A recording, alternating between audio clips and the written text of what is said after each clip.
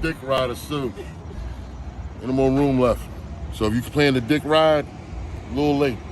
Fly, Eagles, fly on the road to victory. Fight, fight, fight. Yo, we going all the way this year, man. We going all the way this year. Philadelphia Eagles.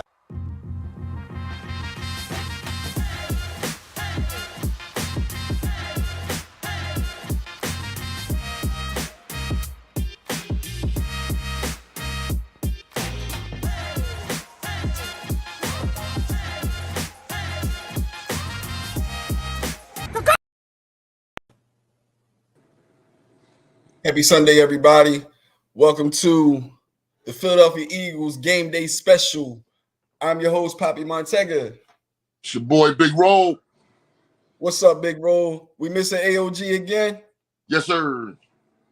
Well, we gotta do what we gotta do. How was your weekend thus far, good brother? Man, very, very eventful, productive, Okay. but life-changing. Life-changing. Whoa. Life-changing. Whoa. Hey, Miss Tiffany Ann. What's up, Patrick Maxim Bird Gang? So life-changing. Let's get in your business a little bit. What you mind sharing a little bit? I mean, I know you're going to tell it all on keeping it real with Big Roll, but can we get a little, New additions to the family. Unexpected. Okay. That's what's up. That's all I can say on that, good brother. I don't mean to keep the air dead. Hey, congratulations. You said enough. You said enough. What's up, Big Exclusive? How you doing? Welcome, welcome, welcome. So, how you feel about last week's game, good brother? Just real quick. Impressive. On all levels, impressive. I know Pop gonna break it down though, and I always look forward to seeing that, man. Break it down, but on the surface, impressive. I asked for something and I got it, Pop. I asked for something specific and I got it. I got a boatload of it. You see how this thing go? Listen, I had to watch that game like this, like I ain't never gonna hit into this shit. And I laughed. I laughed the whole time. I kept saying, I'm like, look, you ever gonna hit into this shit? It's all good, bro. I'm gonna bring it to you gently. What's up, Hannibal? Grand Rising, sir. Grand Rising. Don't curse me with a morning. Please don't curse me with a morning. Oh, yeah. Hey, Tiffany Ann, I wasn't even going to point it out. I was going to wait until tomorrow and kill him in the comments. But, yeah, Big Roll got the retwist going. You know what I'm saying? Yeah, man, got the retwist going. I've been taking barbershop pictures all weekend and shit like, yo, man, let me get that number 7 with a regular forehead. Hey. A little Beijing, you won't no longer be Stevie Wonder's nephew. That's a lot of fucking Beijing. But good look though. That's a lot of Beijing. I had to paint my shit.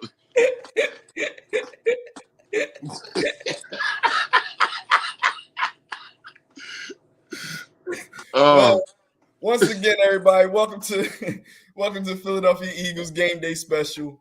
We're about to dive in and get started. The first segment coming up, as we always do, well, as we will do from here on out, we're going to break down last week's film and see, hopefully every week, what we did good.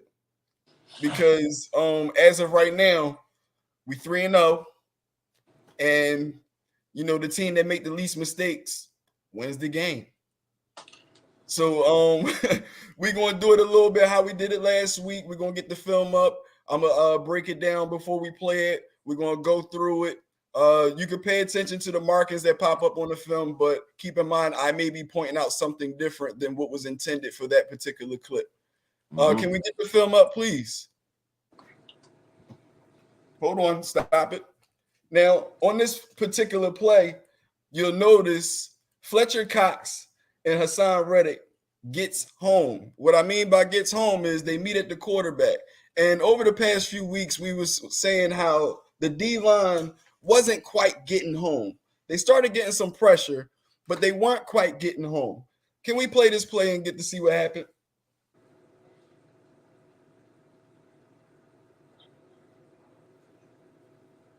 Now look at the D-line.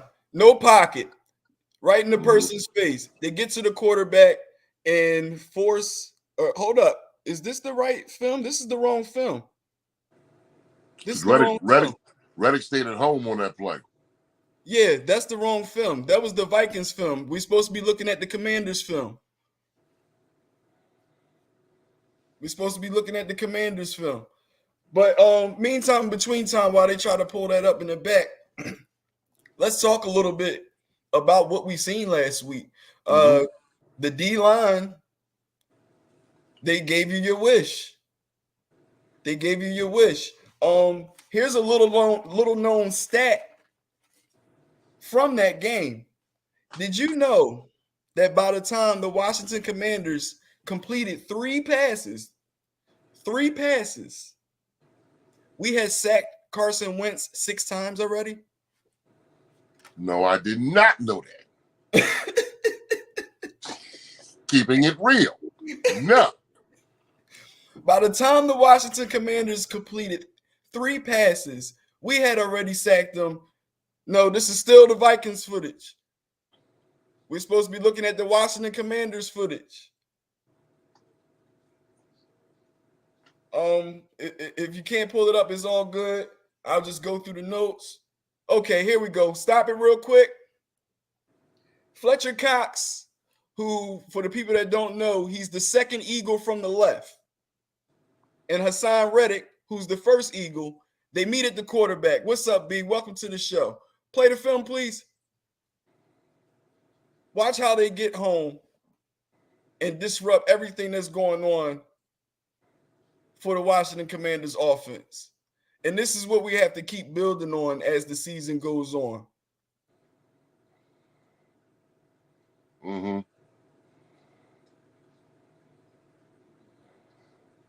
We so beefy now, we do the one-on-ones with Fletcher Cox. And that's what has to happen. Stop it, please.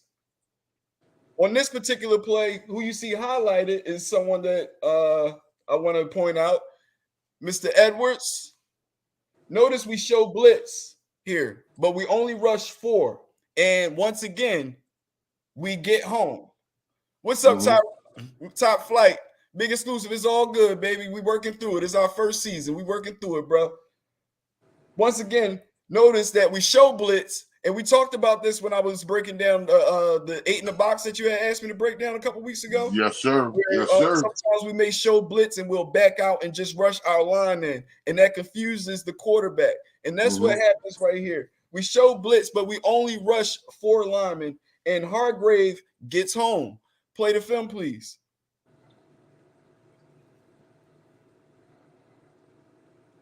Number 97 right there on the 101. That's Hargrave. And look at the bull rush. Carson Wentz, slow making his decisions. We get home. Stop the film, please. Right here, once again, we have a 4-man front. Hargrave, once again, number 97. He'll get a push and put his guy inside Carson Wentz's lap. And meantime, between time, Brandon Graham, fresh off of that ACL tear, was it last year? That he missed with? Ouch. He gets home and gets a sack along with the strip. Play the film, please. The first guy highlighted to the left is the guy you want to see get home and knock the ball out. That's the pressure I'm talking about right in Carson Wentz's lap. He can't step up and throw the ball. There's nowhere for him to step up. Put the ball down, try to escape. Brandon Graham with the sack and the strip. Stop it, please. On this one, we blitz TJ Edwards, number 57 there. Brandon Graham gets home once again. Play the footage. Watch 57. Confuses the line.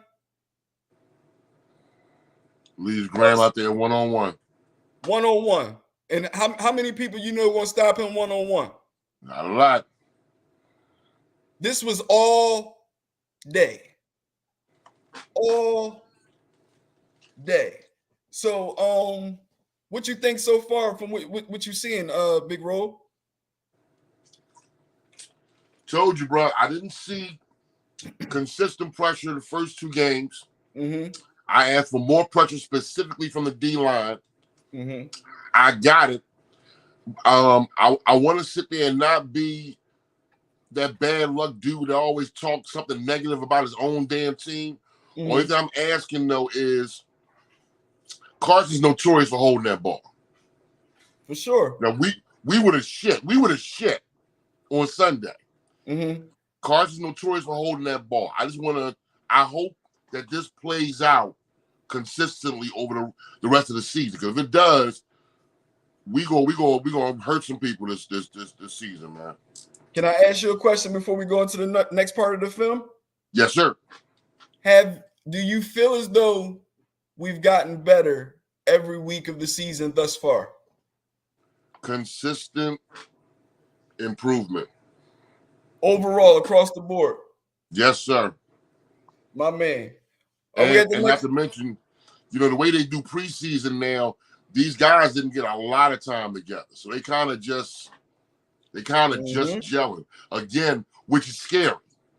Yep. Because we're not going to really see them until about week 8. Yeah, that's scary. And that's right around the best time, too. Can we get the next set of film up? On this one right here, you're going to see Sweat force Wentz into Cox. He'll force him to step up into the pocket, and we get home yet again. All D-line work. He steps up. Mm-hmm. Fletcher Cox sheds his blocker right there. On his next play, Sweat forces Wentz into Patrick Johnson, and Johnson forces Wentz back into Sweat. This is how they're working as a team, bro. Because they're playing real unselfish. They're going to their point, and they're trusting the guy next to them. And this is something that we have not seen in a very long time in the Philadelphia Eagles organization. I'm talking about even that Super Bowl year, bro. Watch how this transpires. Wentz can see Sweat out his peripheral. He steps up. Patrick Johnson makes him step right back into Sweat. Mm-hmm. That right there is how we've been complimentary over the past 2 weeks with the rush on the D-line. Now, this part right here, we're going to talk about the secondary. Now, I don't know if you remember me saying I feel very confident in the secondary that we have right now. Yes, you did. Initially, I said I feel like our weak link was Epps. But over the past couple weeks, Epps has been holding it down. Okay? Right here, they're going to focus on the communication and the discipline, which pretty much causes a coverage sack for the Washington Commanders. Can we play it?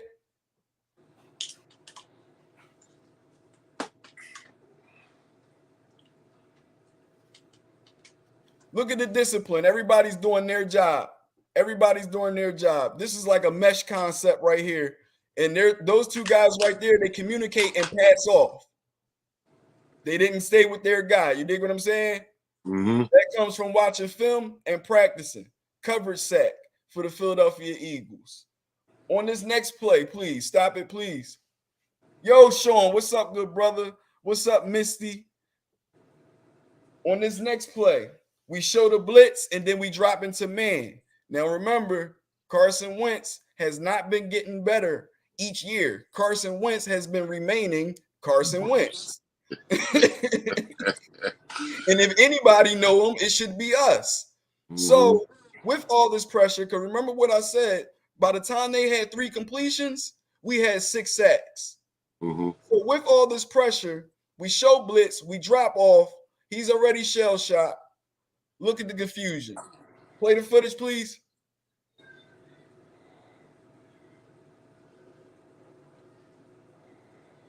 Now, keep in mind, we had 9 sacks, and we only blitzed 2 times on those 9 sacks.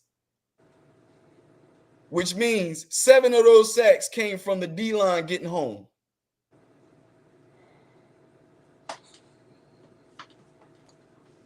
It's all good, Big Bro. I told you I'm gonna break it to you gently. No, I'm gonna tell you after you finish. Go ahead, bro. I'm gonna tell you when you finish. But look at this discipline downfield in our secondary, which is pretty much another cover sack. That's a complete defense right there, man. Yes, sir. Yes, sir. Now on this one right here, pause it, please. Edwards and Davis do some type of twist, and they get the Wentz yet again. Play the footage, please.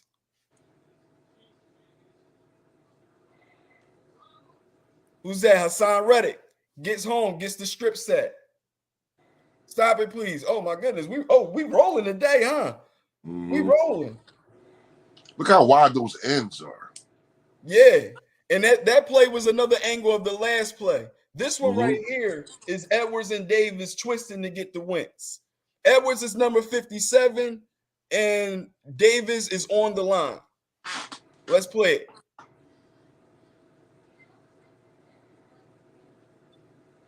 Look at this twist right here. Confuses the lineman. They're not fast enough to get the switch off. We get pressure right up in Carson Wentz's face. Now he misses the tackle, but as you see, he has the ball not in a position to throw it. These are the adjustments that we've been making over the past few weeks. And hey, 2 quick points, man, if I can, good brother. Yes, sir. This is actually a question. Yes. What do they have Reddick listed at position-wise? Well, it depends on the actual defense that we're running. Okay. So in some defense, he'll be pretty much a defensive end. And in other defenses, he'll be a linebacker. You dig what I'm saying? It's based on the personnel that's needed for the defense that we're running at particular time. But the other thing, I believe he's listed as a linebacker. Okay. Go I was ahead, curious though. I was like, but they're using it, you know. Yeah. And they're using them more and more each week. And how about this? We have been getting such good play from our linebacking core. People haven't even realized we have yet to see Jacoby Dean. Damn. Our D has been playing that solid that people haven't even thought about him. You dig what I'm saying? That ain't a bad thing. Yo. It's not a bad thing at all. Yo. Here we go. Sean Green says on paper, he's a linebacker, but he's definitely like a 3-4 rush in. Yeah. You get what I'm saying? So it's based on that's what I thought. That's what I was asking. I'm like, yo, you know, they moving them, you know, in and out. Yeah. The other thing I had to tell you was this.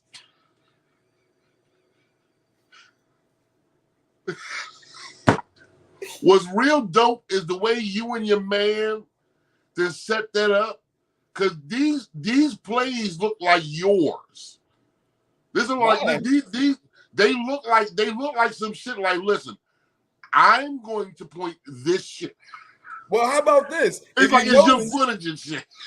If you noticed last week, I was pointing out different things. I low-key feel like they watching me. And they like, yo, everything he been talking about, we wasn't talking about in that film. Let's go off of what he's saying. Because, yo, when I watched the all 22 this week, I was like, oh, my goodness. They're not leaving me anything to say. Man, what Poppy saying this week? Make sure you give me all this tape and shit. I need all that nigga notes. Now, we can't talk about how successful we've been over the past few weeks without mentioning the offense. And that's scary, man. All we've been talking about is defense all this time, and even get to the offense yet. Right here, we're gonna focus in on our guy Smith. Watch his concentration, bro. This is what sets him apart from the rest. You can play it, this first footage. You can play it. Watch this concentration here, bro. Damn. He ran right past that boy. Now, granted, as far as boundaries go, we all know that was an incomplete pass. Stop it, please. As far as boundaries go, we know that was an incomplete pass. But as far as just catching the ball, he did catch the ball. He just didn't catch it inbounds. They didn't catch it in time. We took advantage of it and kept on moving down the field. But from an athlete's perspective and a hand's perspective, he did catch the ball. Over the right shoulder. Looking back. Over the right shoulder. Full speed. Out here looking like the U. You dig what I'm saying? So on this one, you watch, hey, what's up, Miss Carter? He's going to be down at the bottom of the screen, and you watch, they're so respectful of his speed. All he gives is a little quick jab and a shoulder shake, and he turns his defender all the way around. And Jalen Hurts trusts him and throws the ball downfield and trusts his man to make a play. Yeah, can we play this play, please? Now, for the young guys that may be watching, this is called high pointing the ball. You go up and you get it at as high as available point before any defender can get to it. You're going to get hit regardless. You might as well hold on to it. Stop it, please.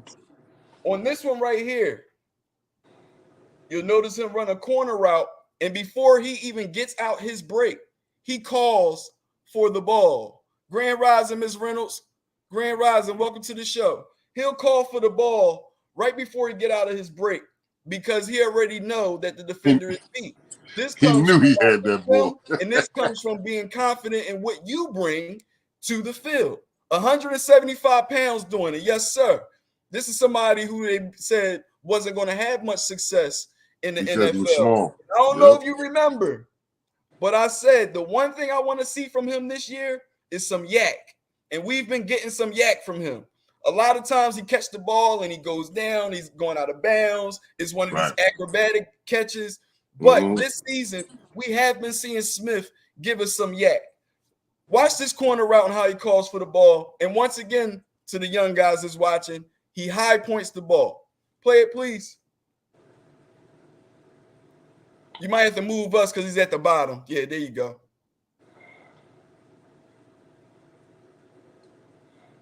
The defender didn't even have his head around by the time Smith was up in the air. And this is a little guy. This is a little guy. Playing like a big guy. Hey, because you're confident in what you bring to the field. And which one is this? This is Fast Batman, right? No, not Fast Batman. Stop it, please. Which Batman is Smith? Skinny Batman. There you go. Skinny Batman. Quez Watkins is Fast Batman, and AJ Brown, who we're about to get into right now, is Strong Batman, Diesel Batman. And if you guys don't know, they bought an $11 Batman cape, and when you get in the end zone, you get the Swole Batman. There you go. Thank you, Sean Green. See, man, that's why I need my guys. That's why I need my guys.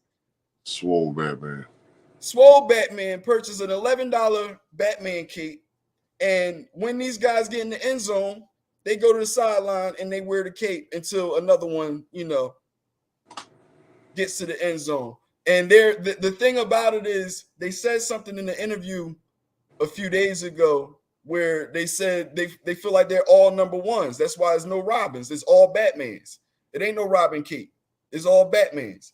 Now, hopefully our guests, because we got a special guest coming today, and I got some big news that I want to announce at the end of the show.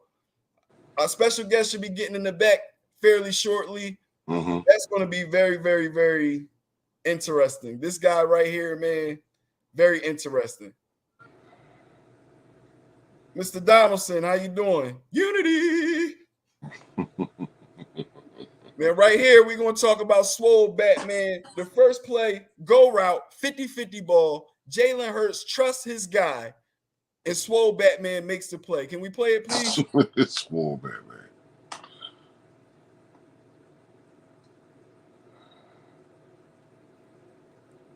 There you go, right there. And he muscles him for the ball. Strong hands. Sure enough. AJ draws the safety down from killing them downfield like that, and it leaves our tight end, Kyle Katera, wide open across the middle. This is trusting your guys.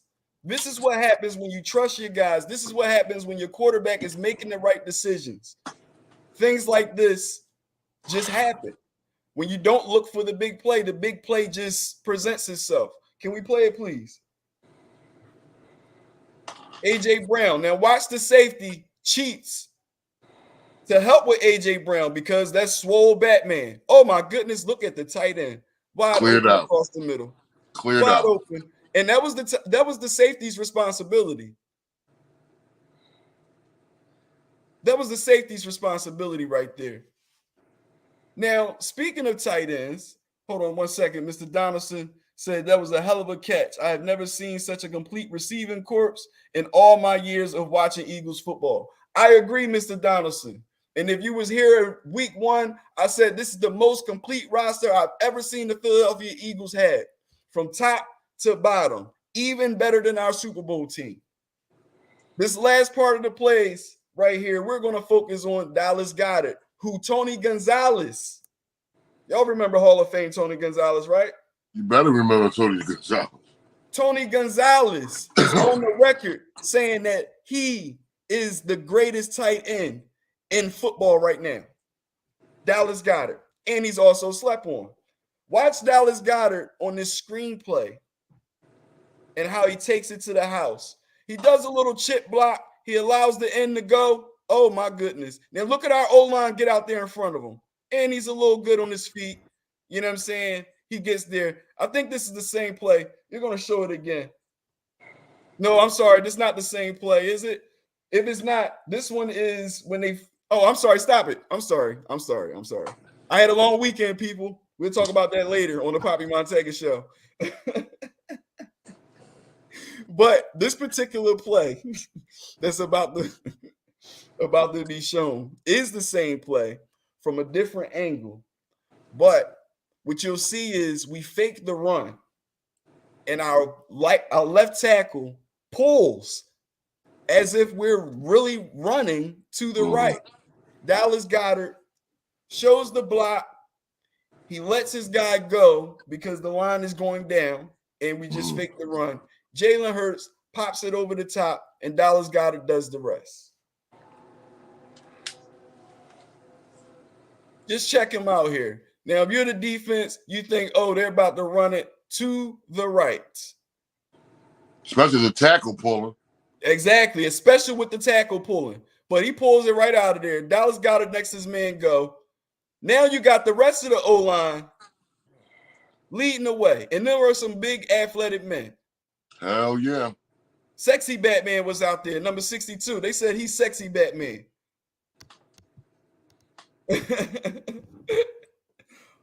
Hold on one second while That's funny. Talk to him a little bit about what you feel like happened over the past week while I talk to our guests. I was dreading coming in this morning to the show because I knew Pop had a whole pot he was cooking up on me on that whole defensive line thing. He did take it easy on me, though, although I didn't put myself out there. I said I wanted to see more pressure. I cannot complain about these Eagles at all right now. I want to see them tested, though, Pop. In other words, I was going to ask you that. Do you feel as though with who we've played so far that we've been tested? I feel as though we've been tested for where we were assumed to be. Mm-hmm. I will get into later in the show. I feel like today is a bigger test than most people think. Yes, sir. I thought the same thing. Yeah. I have multiple reasons for saying that, but I feel like we will definitely be tested today, and especially with Ian showing up a little early and giving us some nasty weather. Came up here with the Jaguars. You know what I mean? So to answer your question, I feel like we've been tested for where we are. Because keep in mind, a lot of these guys are fairly new to the roster. Mr. Donaldson, I'm waiting until we get to the meat of the schedule to celebrate how good I think this team is. The Jags should not be taken lightly. Not at all. Mhm. That right there, Mr. Mhm. Donaldson, who I've never met in my life, just from that comment, I can assure you he's a diehard Eagles fan that's been through some shit. Just from that comment. He's an Eagles fan that was around through the Rich Kotite era. Ben is my brother, and yes, Pop, he has. See, he was around for the Rich Kotite era. He was around for the Ray Rhodes era. He was around for the Rodney Peete led Philadelphia Eagles with a washed Herschel Walker. He was around for that era. I've been grinding his ass up for years. See, I could tell just from that comment. He should have watched up Herschel Walker. Wow. He said the link is not working. Pop, I'm gonna keep on talking for a minute. If I can take this time, I see that my son is in the comments, and my son, who I love dearly, actually asked a dumbass question. Love you, son. I love you, son. But in the comments, you said, Dad, who is your team? Nigga, you want punishment. You want punishment for even letting that come out your mouth. You want punishment. I deal with you later on. Asking Daddy them dumbass questions. What's wrong with you? Hold on, you right, big exclusive. Flag on the play. Illegal procedure on Big Roll's son. He needs to go ride the pine for a little bit. Look at this thing. Pop, look at this thing. I used to like the Eagles when I was little in the K-Ford, but I'm older now. That won't stop me from loving the Eagles bird game. Son, you're only 12. Your old ass. You know, when I was a young boy, man, I used to like, you know what I mean? Get out of here, man. Illegal procedure. No, encroachment. Man, I said, that's young boy, you know what I'm saying? Like you like them Eagles when I was young boy and shit. He questioned my shit like I'm pump faking. Can do phone interview. All right, so Coach Tone was not able to get on. So we're going to do this a whole nother way. Remix. I'm calling him.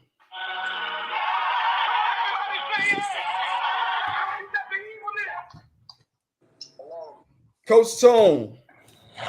Yeah, I don't know what's up with this link and all that. I just couldn't get on. Yeah, give me 1 second. Can y'all hear Coach Tone clearly? Can y'all hear Coach Tone clearly when he just spoke? Talk to me in the comments. Let me know.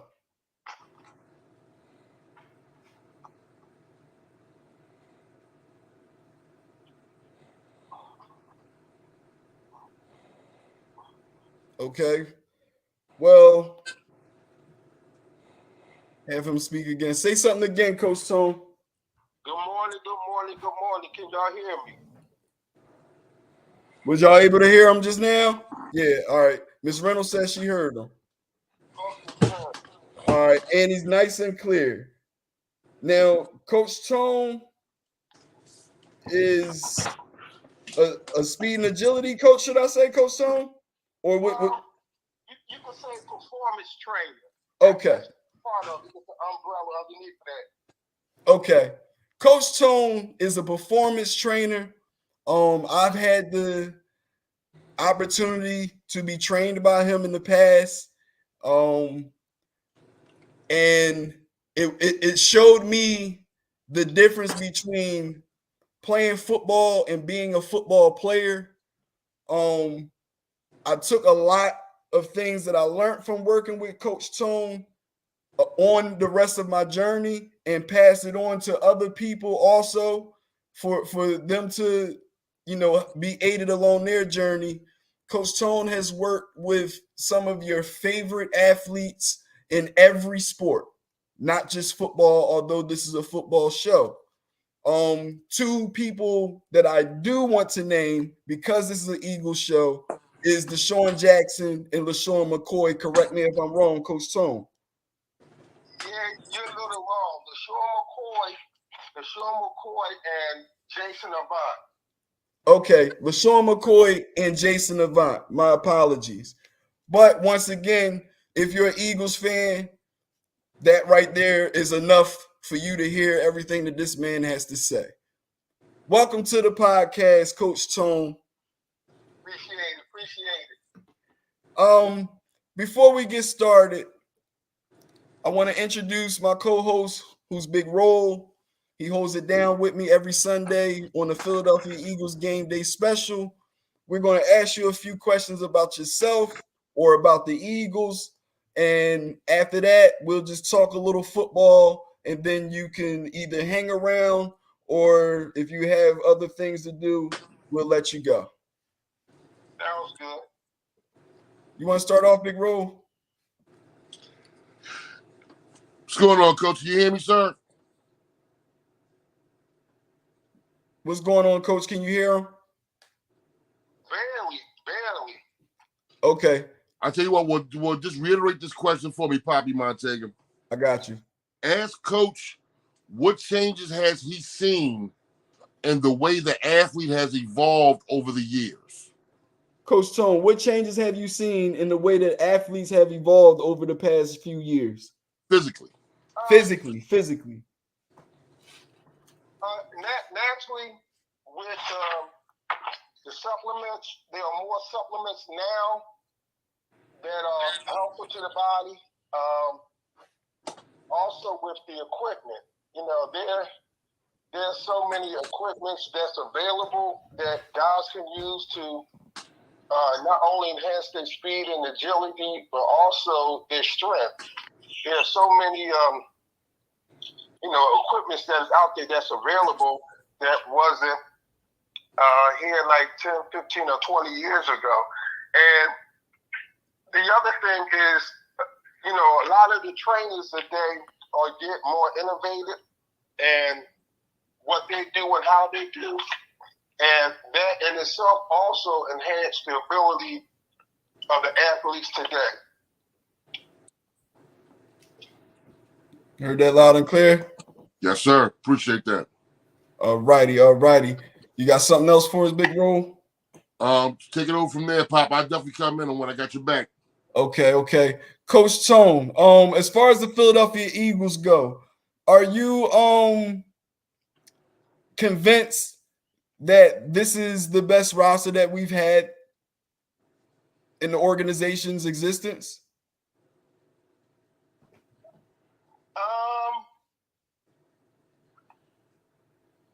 I say it's close. I would say it's close. I would say it's close between this year's roster and the roster that I forgot what year it is. The year when Buddy Ryan was the coach, when they had Randall Cunningham, Reggie White, Jerome Brown, Seth Jordan, Eric Allen, all of those guys. I think this team and that team is just about head to head. Yeah. I would probably give this team a nod for the mere fact of the coaching. With Buddy Ryan and those teams with Randall and all them guys, they had a good defensive coordinator, but the offensive coordinator was not innovative. He was not utilizing, some of the talent that he had to his full capacity. And, I would say that's the difference from then as to is now. Now with, the defense is solid. Offense is really awesome. And I like the way that they are using Jalen Hurts. I like this RPO. That's been very effective because Jalen Hurts is like a running back in some instances. And with the RPO, either he can hand it off and allow the running back to run, or either he can fake it and pull it back and, drop back and for a pass. So to me, it's kind of close, very close. Okay. Now, speaking on Jalen Hurts, how do you feel about his progression over the past 3 years? Well, from the time that he got here to now, yes, it's just like, if I can use an analogy, when he got here, he was in elementary school. This year, he graduated from high school. Okay. Now, you said he graduated from high school. A lot of the Jalen Hurts haters like to say what happened to him in college. Do you think that we're going to see something like that transpire here in the NFL? That's cool. I would say no. And the reason why I would say that is, number one, maturity has a big part in it. He's older, he's wiser, better coaching.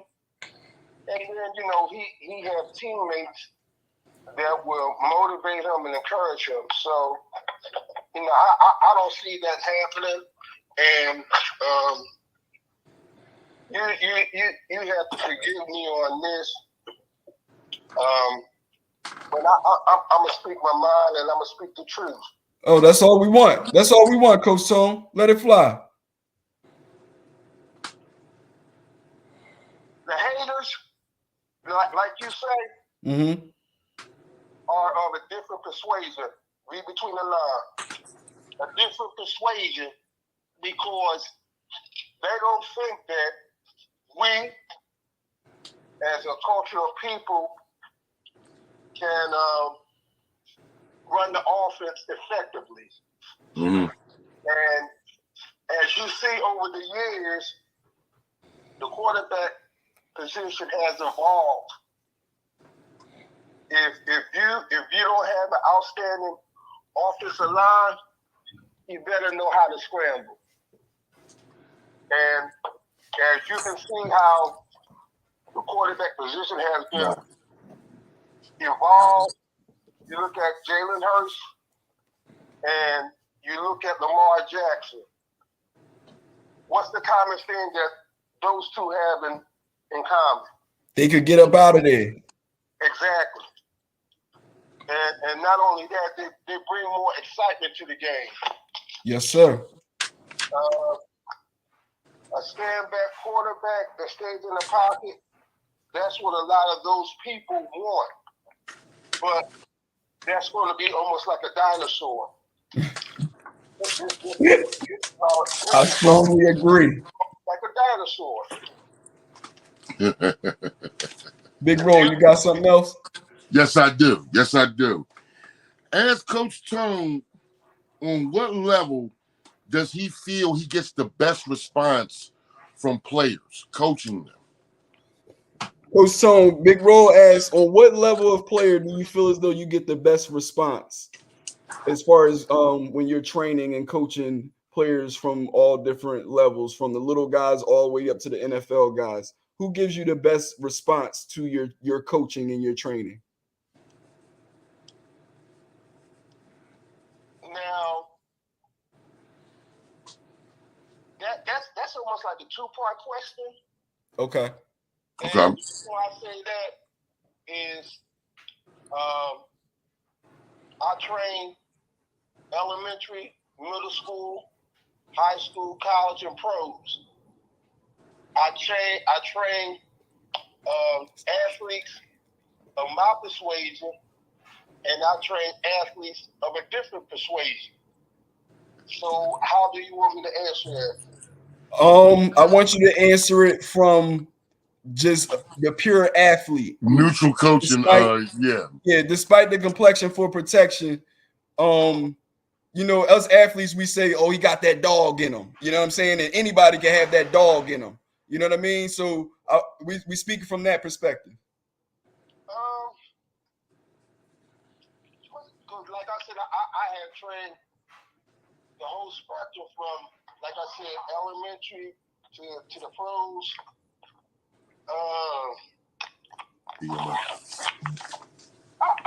I would say the best response that I received is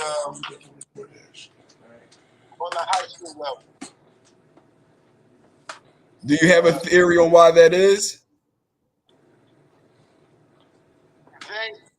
As an overall, they are more hungry than those in the collegiate or the professional ranks. Now, mind you, they do train hard, but some of these high schools that I have, they got that dog in them. Right. They got that dog in them, and they hungry. They're hungry, and see. I'm gonna have to say this. That's a loaded question, really. Hey, you can speak freely on this podcast, Coach Tone. You already know how I get down. Speak freely. And the reason why I say that's a loaded question is because, high school, college, and the pros, they both train hard. Mm-hmm. And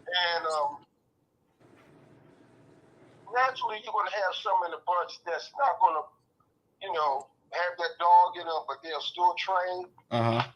And I'm gonna stick with high school because there are a lot of pros, whether it's here in the U.S. or overseas. A lot of them are free to train with me. Repeat that last part. I said a lot of the pros here in the U.S. and overseas, they are scared to train with me.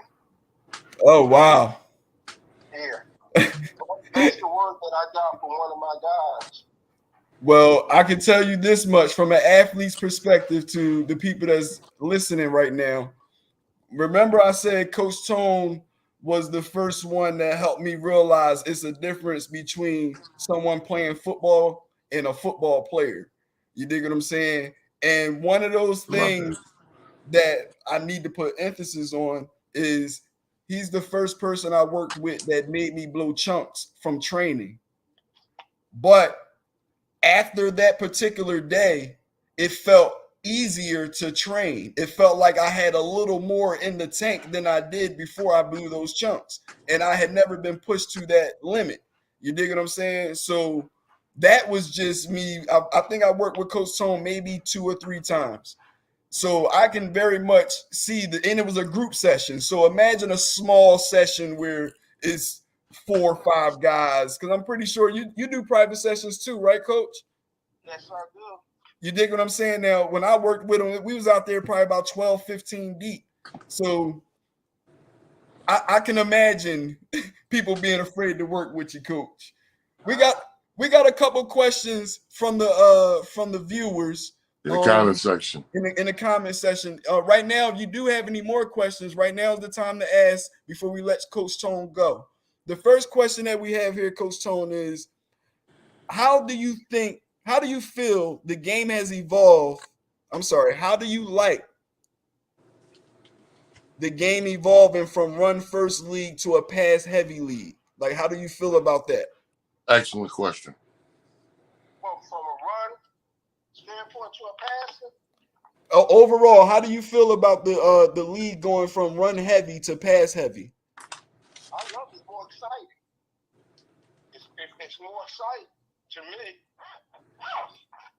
The next question. What's the most important tool for today's athlete to have in order to be successful in today's game, in your opinion? Now, I'm not sure if they mean training tool or just tool overall to be successful. Well, one of the main things is that They said overall. overall, Yes.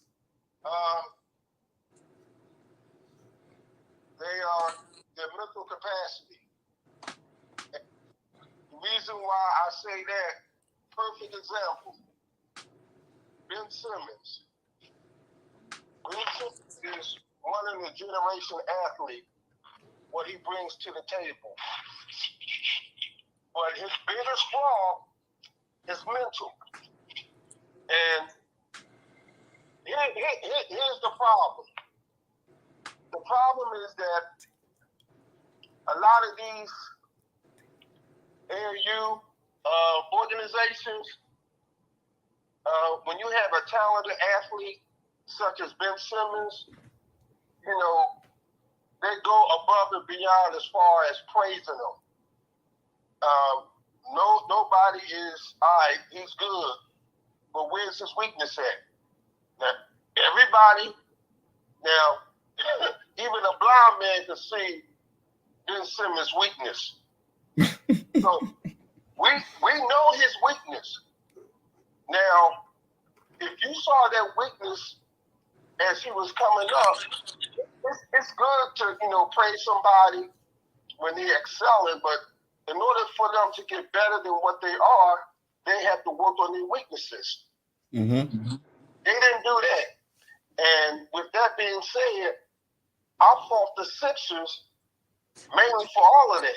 Because that year when he was hurt, you mean to tell me you couldn't have him on the basketball court just standing still shooting jumpers? They did, didn't they? Didn't footage come out of him shooting? I thought so. He was doing the jump shots during the off season, but come season time, he wouldn't shoot the ball. Yes. And see, that's where sports psychology comes in at. Mm-hmm. You got to get in his head and find out why you're not doing it. And like I said, I fought the Sixers on that because they had several years to work on that, to work on him mentally, and they dropped the ball on him. And somebody's agreeing with you. They said, yes, you have to be able to take criticism in order to get better. And the Sixers' biggest mistake is they coddled Ben far too much. Yes. Now, one of your something that you said led to a question that I have about what just happened in the NFL with Tua. You don't have to really get too into it if you don't want to, but just a simple question. Do you feel like the NFL dropped the ball on that one? And I'm talking about the initial injury. Well, I read something yesterday where they were saying now they are investigating the doctor that Miami had hired. They're investigating him to see whether or not he followed the protocols. Because me as an athlete, I'm coming to you. You're a doctor, you're a physician. You're supposed to tell me what's wrong with me. There's some things I can know what's wrong with me, but there's some things I don't know. And did he follow the NFL PA protocols as far as concussion? And like I said, there's a lot of heat coming out on him. And I think if I'm not mistaken, Miami had already fired that doctor. Yes, they did. Yeah. So, now a lot of stuff is starting to come out because if I'm hired by an organization and I have to go through the protocol that the NFL has prescribed for me as a doctor, if I shortcut it, that puts the athlete in danger when he goes out there to play. And looking at that play, what happened, I mean, it was like a whiplash. He had slammed to the ground and hit the back of his head. Right. Understand this. When I had played quarterback, and this was when I was at Martin Luther King, and this was the freshman team, and I remember this big white boy had to be 6'2", 260, he came in and rushed me, and he took his whole forearm with force, hit me on my helmet, and I fell back with my head hitting the ground first. When I got up, I had a massive head attack. I ran up to the sideline, and the coach was trying to get me the plays. I said, Coach, look, you got to give me some time. And all night long, I had a severe headache. Now, back then, that was called you got your bell rung, though, right? Yeah, that wasn't no concussion. You just got your bell rung. If you play high school sport, you know, after you win a game, everybody up on the bus, they're singing and all like that. I was telling guys, y'all got to be quiet. I hear this. So I understand what Tua went through. Right. To a far extent. And like I said, you know, the doctor himself got to follow the protocols that has been mandated by the NFLPA. And then the other thing, you as an athlete, you got to let them know. Y'all have to sit me out for a couple of weeks or whatever. I think he wanted to go out there, though, as an athlete. Yeah, because he had that dog in him. Yeah. Had a dog. Yeah. We have one more question in the comments, Coach Tone, and then we'll let you go. If you could change an aspect of the game for the better, what would that be? If I could change the aspect of the game for the better, what would it be? See, now you're making me think.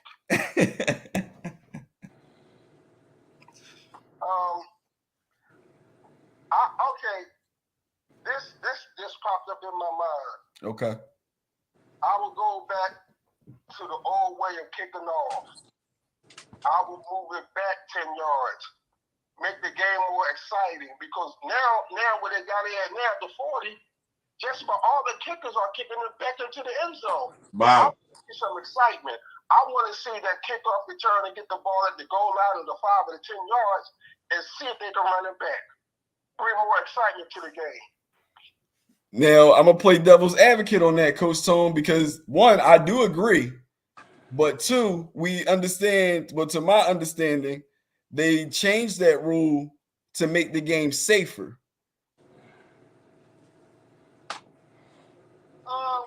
And see, I had my questions about that. Right. I mean, football is a physical sport. Mm-hmm. And over the years that I've been watching it, I haven't seen too many players that got injured on a kickoff versus a punt running a route and they wide open and they tail it ACL and MCL. Right. There are your pros and cons about that. But since I was put on the spot, that's what I wanted to say. I didn't mean to put you on the spot, Coach Tone. But we appreciate you taking out your time to answer our questions here on the Philadelphia Eagles Game Day Special. Is there anything that you want to say? Right now would be your time to speak freely and touch on anything you might want to touch on, or say anything you might want to say. Well, if anything, and this is just a social statement to those parents. Know what your son or your daughter is doing at all times. I know it might be hard for you to know what they're doing every minute of the day, but check with them. Whether it's your son, your daughter, grandson, niece, nephew, check with them and talk with them, because too many our young kids are getting killed today. Too many of our young kids are getting caught up into what I know what they call smash and grab mobs like they did at the Wawa. Too many of our kids are getting caught up in that because this is my own opinion. There's not a sound communication relationship with the parents.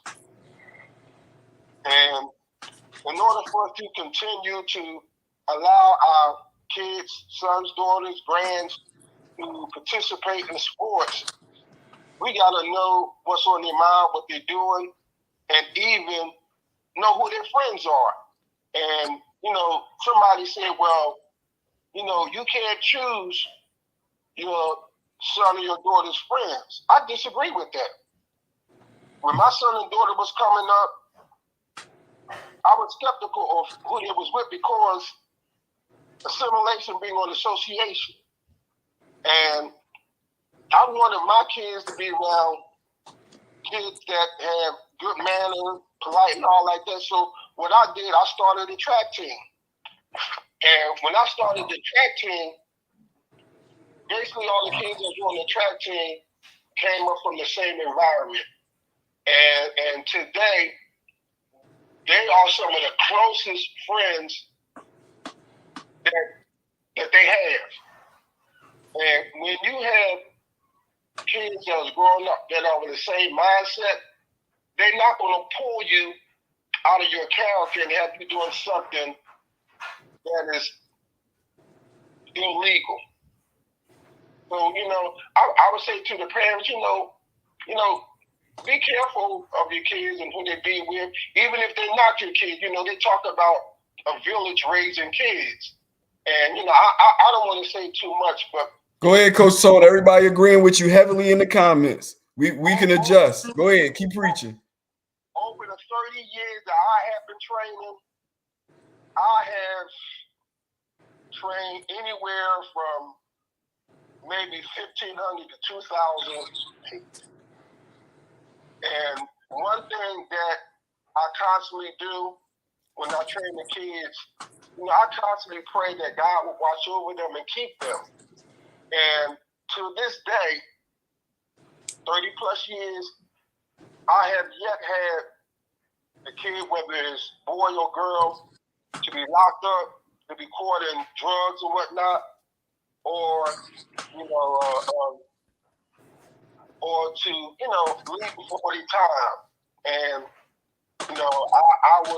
it was unfortunate that my son made his transition in December, and my son was the only one out of all of those athletes that I had trained that had made their transition. So when you sending your son and your daughter to a coach, to a trainer, whatever, check their background. Their background is very important. You want to make sure that your son or daughter is being trained by somebody who is polite, somebody who can be like a father figure or a mother figure, because we don't have enough of that today. So, this is what I would say to those who are on the podcast. Be mindful of your son and your daughters, or even some of the neighbors in the community, because we need to have that village established. We need to restore it and bring it back. In that way that our kids continue to grow and have a long and prosperous life. Coach Tone, I couldn't have said it any better. You're the talk of the comments right now. Everybody's agreeing with you and seconding what you said. One thing I want to highlight that was said, someone said, pay attention, folks. He led with action. You as a parent, you have to be proactive. He is right as F. And I strongly agree, Coach Tone. I thank you for your time, Coach Tone. Anytime you want me to come on, man, I'll welcome it. Hey, well, it's crazy that you said that, because that was something else that was in the comments. I was going to talk to you about it off camera, but the owner of the network, the person that's in charge of everything we're doing right now, he's one of the people who's been strongly agreeing with you, and he says he wants to have you on his podcast, and he would like to see you back on our podcast. So with that being said, how do you feel about that? I love it. I love it. And let me say, the reason why I love it is because I'm a pastor. And people think that pastoring, all the work is done inside the church. Not me. I do a lot of my work outside the church not only with my training, but also every Saturday I go down to Kensington to Allegheny. I take clothes, I take food, I take water down there. So I would love to do that. And my only thing is y'all gotta help me to get on this podcast where I can with people to see me. Guess what, Coach Tone? We'll figure it out behind the scenes, and I promise you, the next go round, you'll be on the TV, and everybody be able to see your sexy chocolate face. All right, Coach Tone. I'm gonna put some people in touch with you. Is that okay? I have no problem with that. All right, Coach Tone. I appreciate your time. Feel free to hop into the comments and mingle with some of the people that have nice things to say about you. You know what? I'm on my way to service now. So, if anybody wants my number, I have no problem with that. Yes, sir. I'll make sure I get that taken care of. I'm available. I'm retired now, so I got a lot of free time. Oh, peace. I didn't know that. That's what's up, Coach Tone. All right, I appreciate you, Coach Tone. I'm going to pass your number on. We're going to move on to the next segment and talk about these Jaguars. Okay, go ahead and do that. All right, take it easy. All right. Big roll. Couple things. Throw the flag, though, man. I ain't got my flag. Throw the flag, though. I don't know what penalty we can put this under, but you referred to Coach Tone as sexy chocolate face. I don't. Hey, man. Hey, man. I'll put it to you like this. I ain't got no flag. All I'm gonna do is this. Second thing. Hold on. Big Exclusive said definitely a flag on the play. Give me 1 second. You definitely can come in, Big Exclusive. Pause. Give me 1 second. And two, to respond to what you just said, bro, that's something that we don't do as black men, bro. We don't compliment each other, bro. Hey, man. You know what I'm saying? Like, you That's really a nice shirt. You think I'm looking at Coach Tone like, come on, bro. Because, you know what I mean? Ain't nothing wrong with enforcing a thought that's in cuz ain't nothing wrong with enforcing a thought that I'm sure he already feels about himself. You know what I'm saying? But my bad. Go ahead. What else you was about to say? Coach Tone never met that man, but my gut tells me he coached with passion. I get the vibe from him like he's that coach that reminds you of your dad. Like with a lot of these kids not having a father figure, he somehow fills that void and gives them I'm laughing at direction. Big Exclusive in the comments. He said sexy face ain't it. I said chocolate sexy face. Don't leave out the chocolate. When he said it, I was like, Addy. he just pitched. Did he the first person to pitch woo or Eagles Philadelphia? Don't do that. But yeah, you know what? Man. From Coach Tone is dope though, man.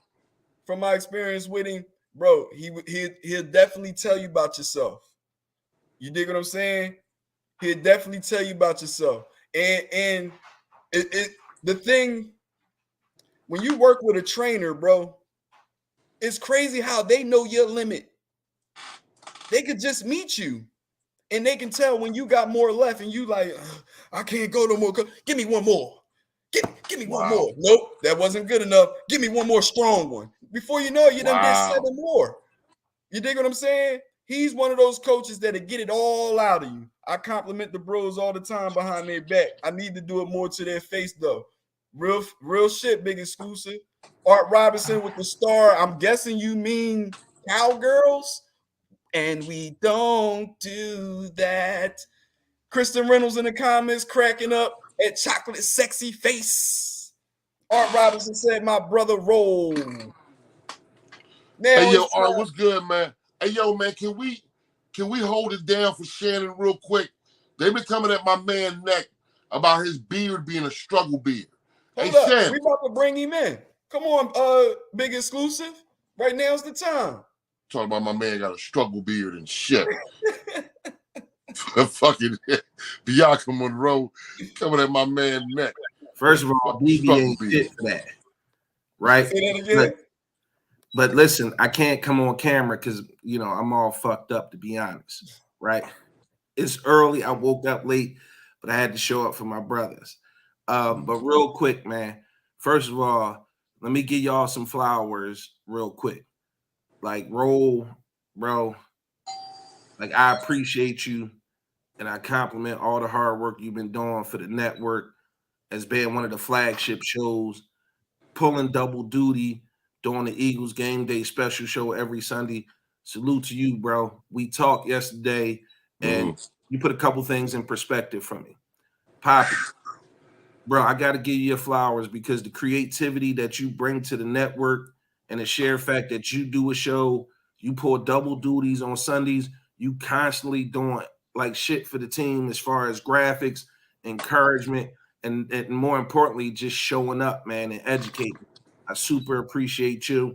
But the reason I want to come on, bro, is Coach Tone kind of like, it's like he was like, yo, I felt main man in my spirit because I grew up with OGs in my neighborhood, Mr. Sonny, God rest his soul, and Mr. Bridges, who did things similar to what Coach is doing. Mr. Sonny and Mr. Bridges did not have sponsors. They did not have neighborhood sponsors, corporate sponsors, back into the school district, back into no neighborhood association because we is in the ghetto. But these dudes was proactive in the sense that they wanted something better for us. They didn't want us to be out there selling drugs and gangbanging, and they was about that action, boss. And they put together baseball teams, football teams, tennis teams, basketball teams with no money, bro. So I'm sitting here thinking to myself, fuck, I don't have an excuse. Mr. Sonny and Mr. Bridges and Coach Tone out here doing it with no backing from no corporate sponsors, local business sponsors, or whatever. They doing it with no money, yet they impacting the community so heavily. And what he really struck a nerve about is the whole parenting situation. Like, he just didn't sit back and sit on his hands. And in the last show, I had said, charge these parents with conspiracy with for these kids that are out here committing these crimes. Now, I don't want, because it's a sports show, I don't want to get too much on the soapbox, but I hope people take heed to what he said. You got to be proactive in your kid's life. And as the men on the network, I'm gonna put the call out, bro. Like, if we gonna do something, we got to do something. Like, it can't be about money because I just told you they was doing this shit in the late 80s, early 90s with no bread. So no bread. My mom always said, where there's a will is a way. Like, let's just try to step up for our community in any way we can, even if it's, bringing Coach Tone out to speak to the kids or supporting him by doing some fundraising stuff so we can get him some bread that he can take on more kids. Whatever we can do as the men of the network. And don't nothing move without the black women of the network. And I know they're going to be there being impactful as they are on the network.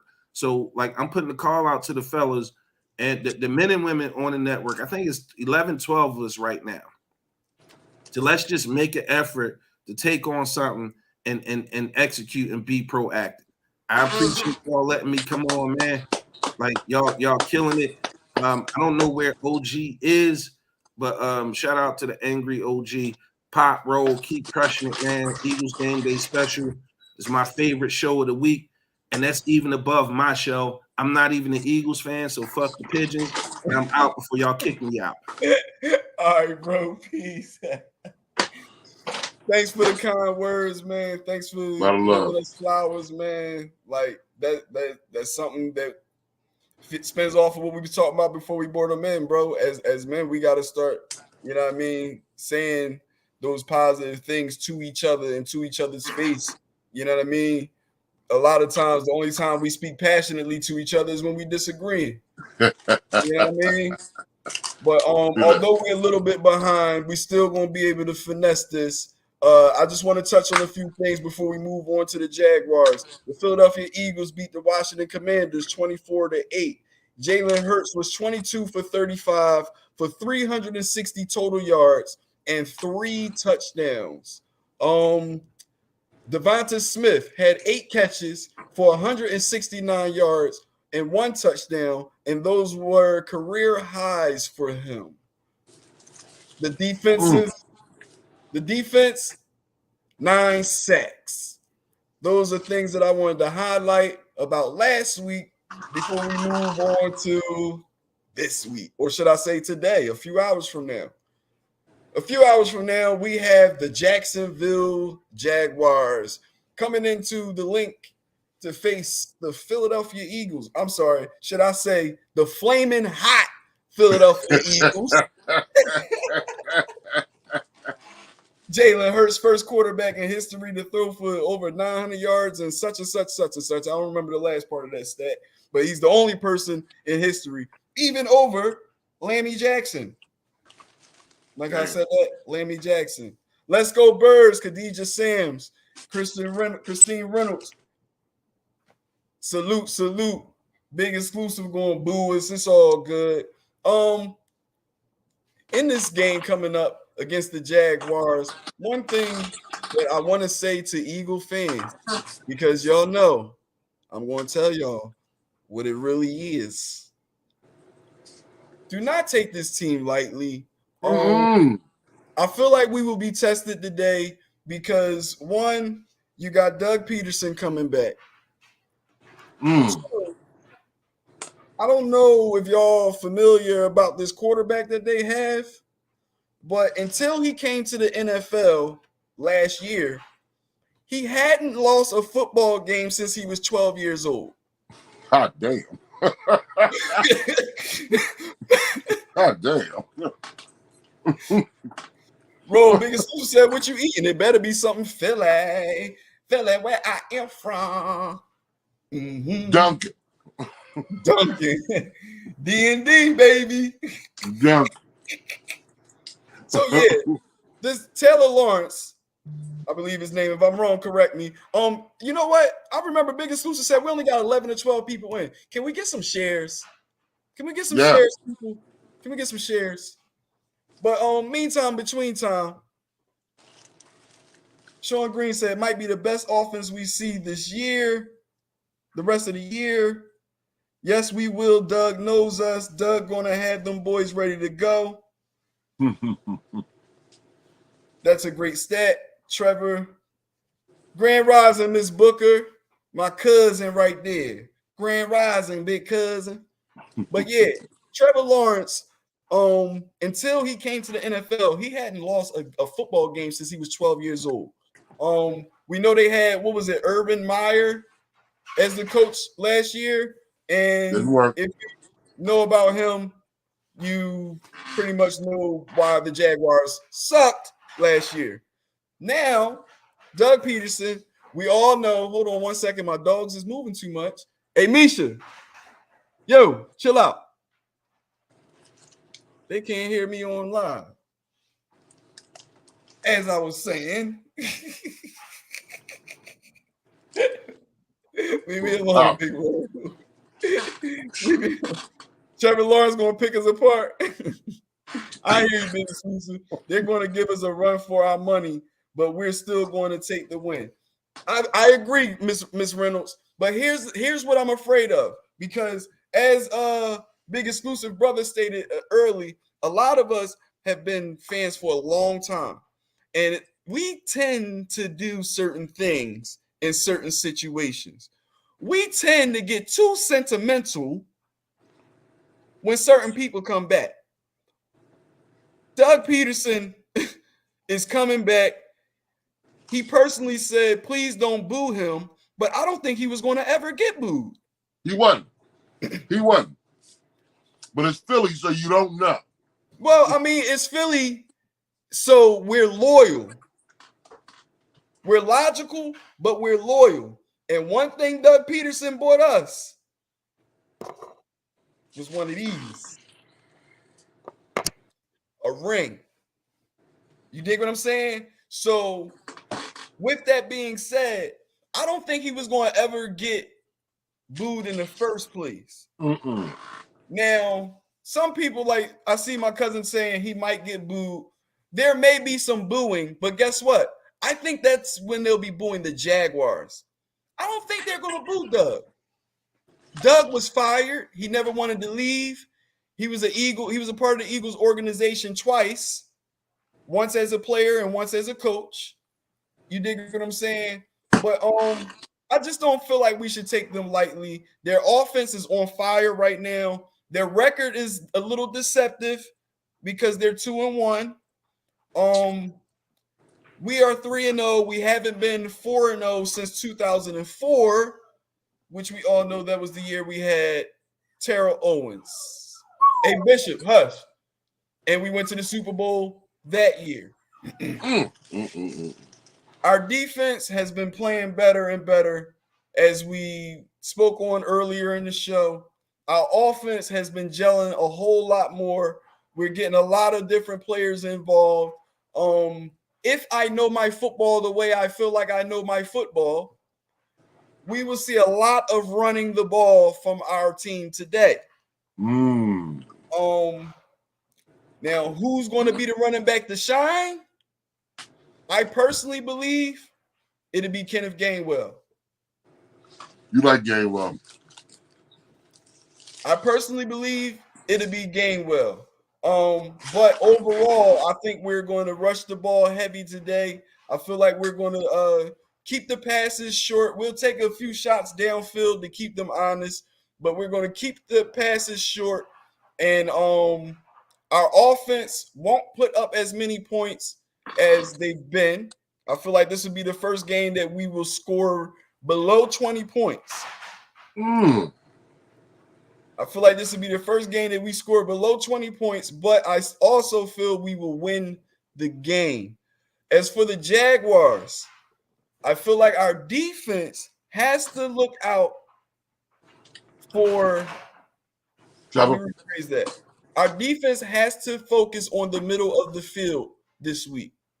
I believe that they will try to pick us apart through the middle of the field because that's our most vulnerable part of the defense.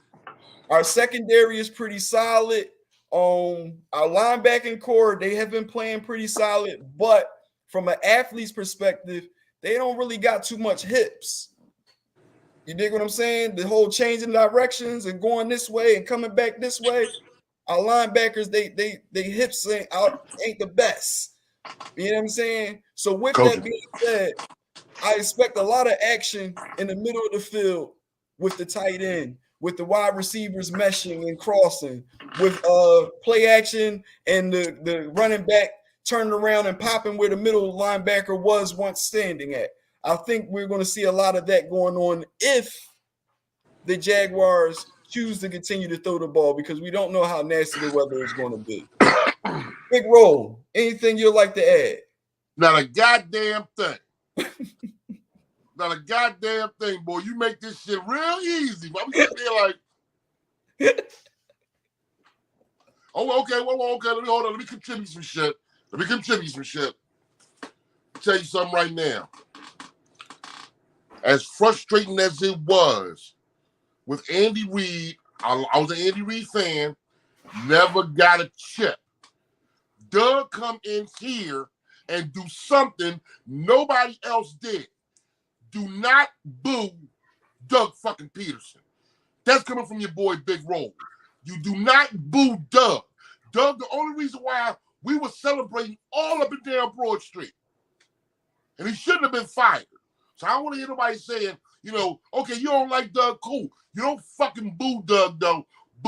Doug got me a bootleg Eagles ring that I be proudly displaying, like, because I feel as though I won that shit too. Hey. Don't boo Doug. God damn it. All right, Pop, I'm done. This is an official's timeout. I can't even call a penalty. What I wanted to point out was this. Bro, do you know what you just said, bro? What's that, sir? I can't remember. I want you to try to remember, and I want all my Eagle fans in here also to let me know if you know somebody who's a diehard Eagle fan and said not to boo somebody.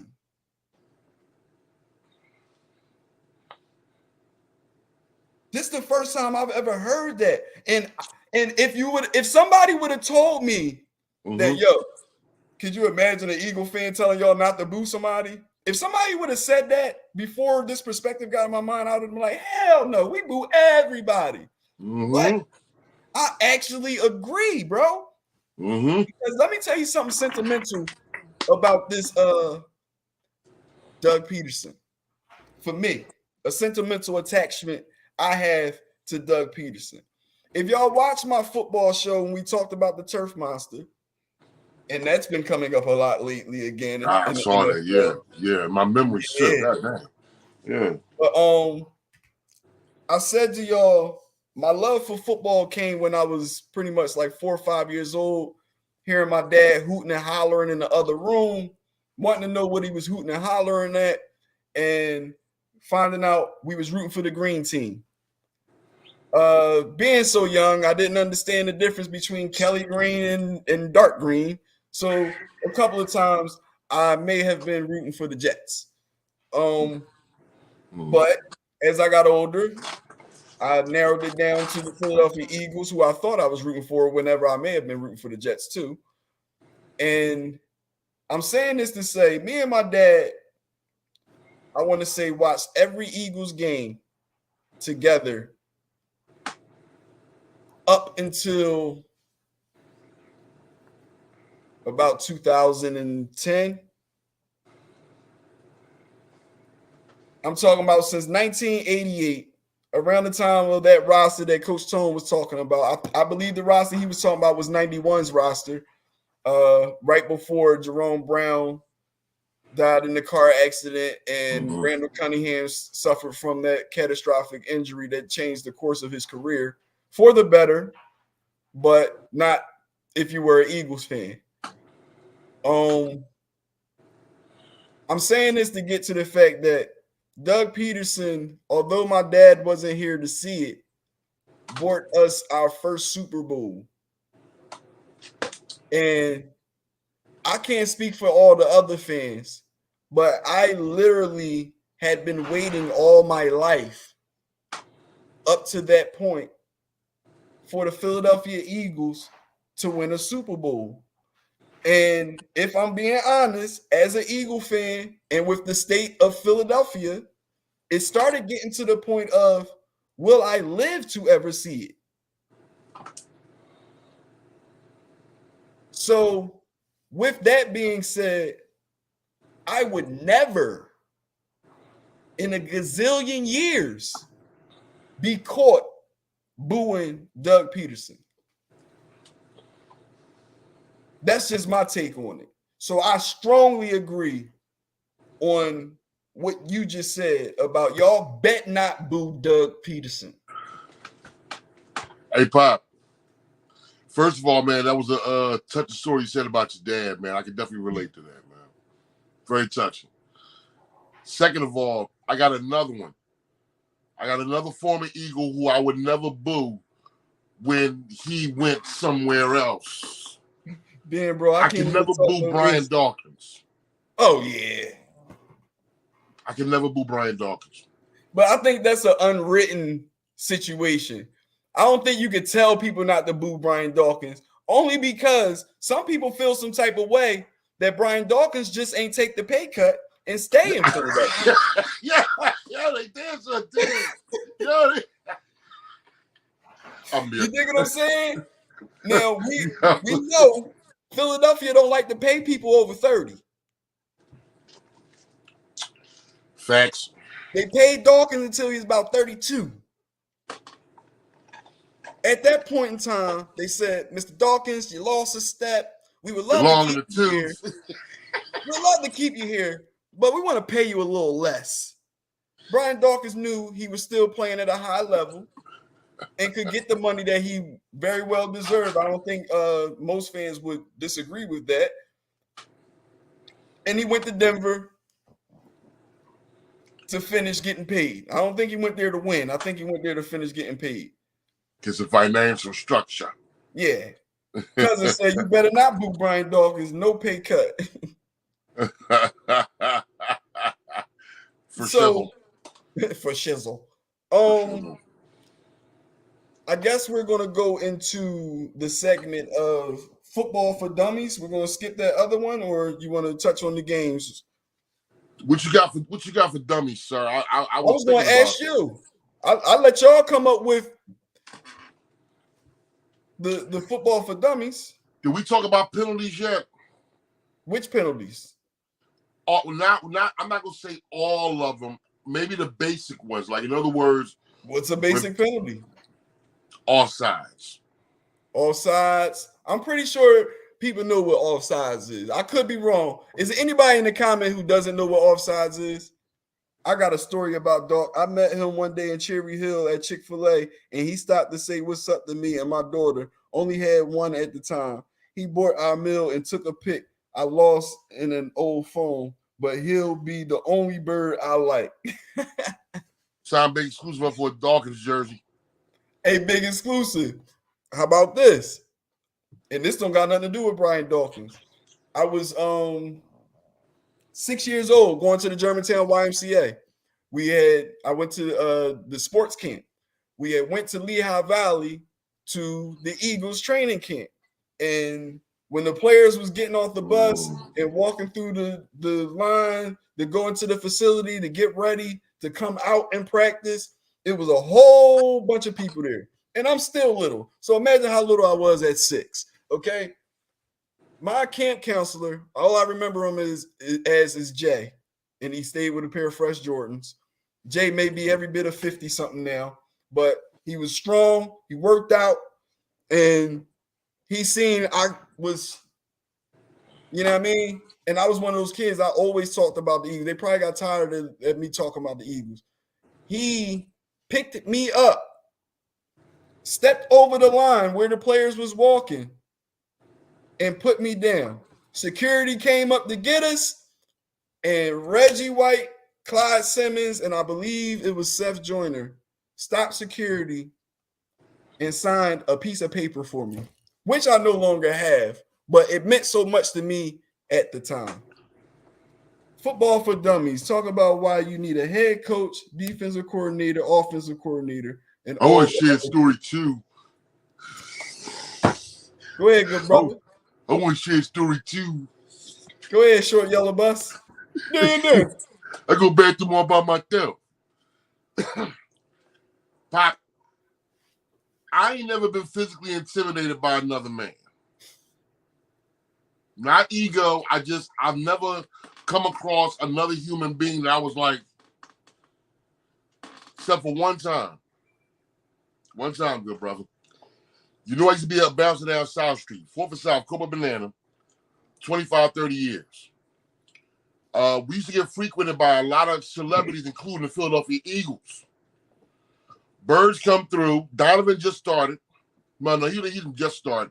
But we had just signed two booking tackles, and we were looking real good. So Donovan took the whole offensive line out, and a couple other brothers and whatnot. So I'm at the door. I see Donovan walk past. I'm like, oh shit, that's Donovan McNabb. I see Mike Mamula. I said, damn, that nigga smaller than he is on TV. I'm looking at him going. So I'm like, wow. Now I got my back turned like this. Like. So I go to turn around. John Runyon.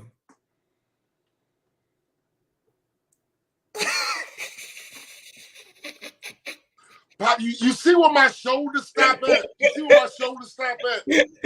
That's where his chest stopped at. Hold up, I was right? Yeah. Yeah.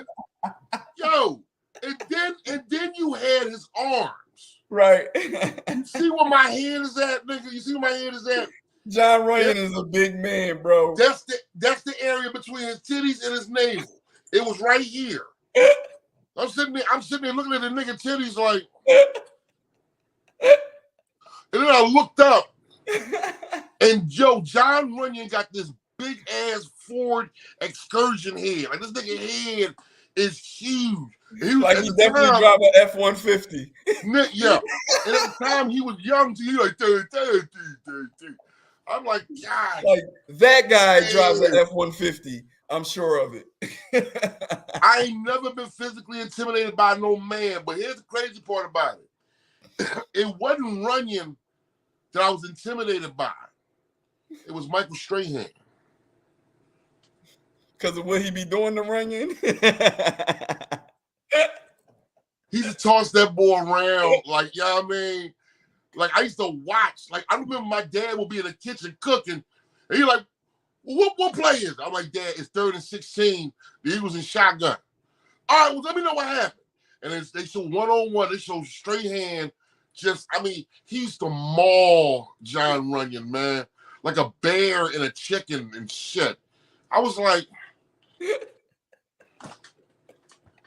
Runyon's still a big dude, though. And then he'll smile at you. Hey, how you doing? I'm like a Strahan. Third. I'm Michael Strahan. Strahan used to whoop his ass. Oh my God! I had to throw that in there real quick, though, man. Go ahead, bring it up from there, man. All right, so look, Strahan used to abuse him. Strahan used to whoop his ass. True indeed. And this is the difference between Eagle fans and other fans around the league. Not even just the division. We're logical. We're very, very logical. If you did something to us, guess what? You did it to us. It ain't gonna be, I can't say some of us, it's gonna be a handful of us, but it ain't gonna be too many of us saying, well, if this wouldn't have happened, we wouldn't have. Listen, they got off on us. You know what I mean? What we'll do is bring up a time we got off on y'all. Pop, can you imagine the numbers our first show that we do after a week after we lost? Could you imagine that, man? That's gonna be a very, very, very interesting. Hey, we gotta find out something to raffle off that show. We're gonna raffle something off the first L we take. The first L we take, we're gonna raffle something off. This joint gonna be a packed building. It's gonna be Cowboy fans, Giant fans, Commander fans, Buck fans, 49er fans. The lies y'all come up with, every passionate argument you can muster. Look, and biggest spoon some front row seats. The first thing we do, we gotta find out something to raffle off. Let me see. I'm gonna raffle off something. I got something around here. I'll raffle it off. Somebody can have it. But let me touch on this football for dummies real quick. Football for dummies. You have a list of coaches. You have head coach, defensive coordinator, offensive coordinator. The offensive coordinator is responsible for making sure the offense is up to speed with the game plan for this coming week.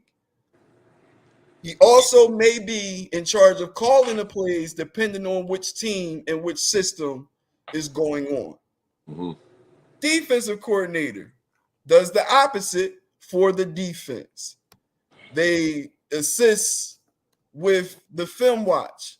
They oversee the film watching. They oversee the assignments for this coming week. They bust your balls about what you did last week. You know what I'm saying?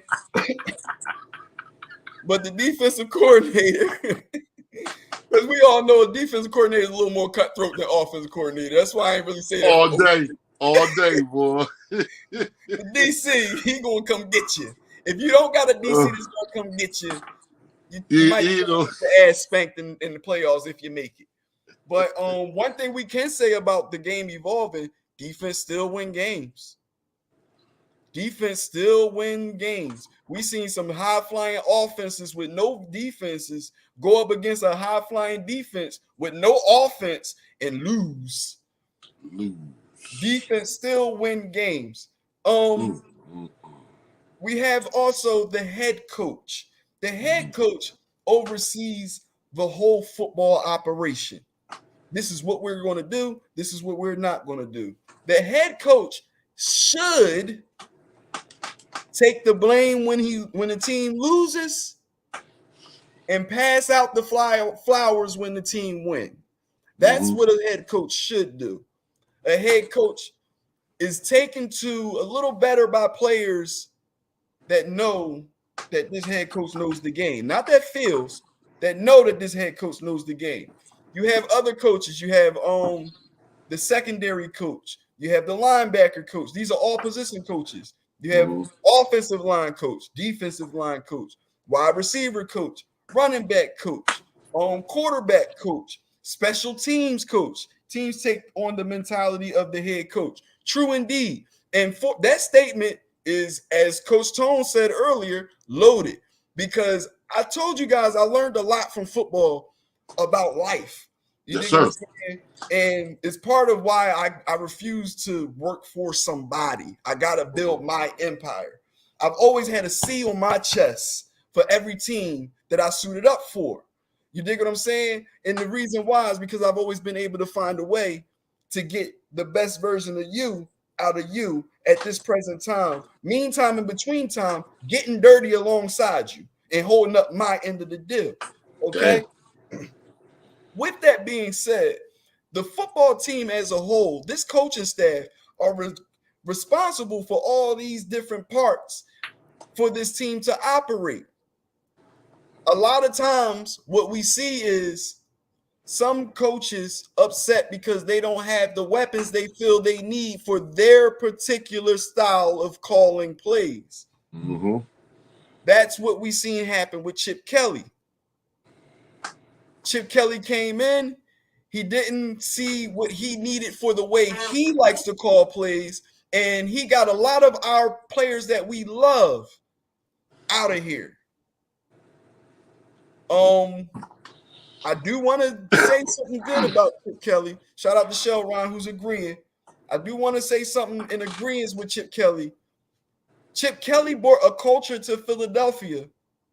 I don't know if you know this, Big Roll, but he left, but it didn't leave. And I feel like it's a big part of the success that we're having right now. People don't get that, Big Pop. People don't get that. People don't get that, man. He left a piece of himself here. Now, as far as the culture, what do you think that is? Or what do you say it is? I don't want to say it feels like a hip-hop mentality type, just more of a dance atmosphere open instead of being so, it's hard to describe, right? It's like he made it more like a college environment. Definitely. The Eagle games are like parties now, bro. How about that? Eagle games are like parties. How about that? I knew it was something. I'm like, yo, something seemed different. They moved training camp from Lehigh Valley down here. Now the Philadelphia Eagles train in Philadelphia. Not an hour and 15 minutes away. The Philadelphia Eagles train in Philadelphia. You dig what I'm saying? On top of that, they have sessions where they allow fans to come watch.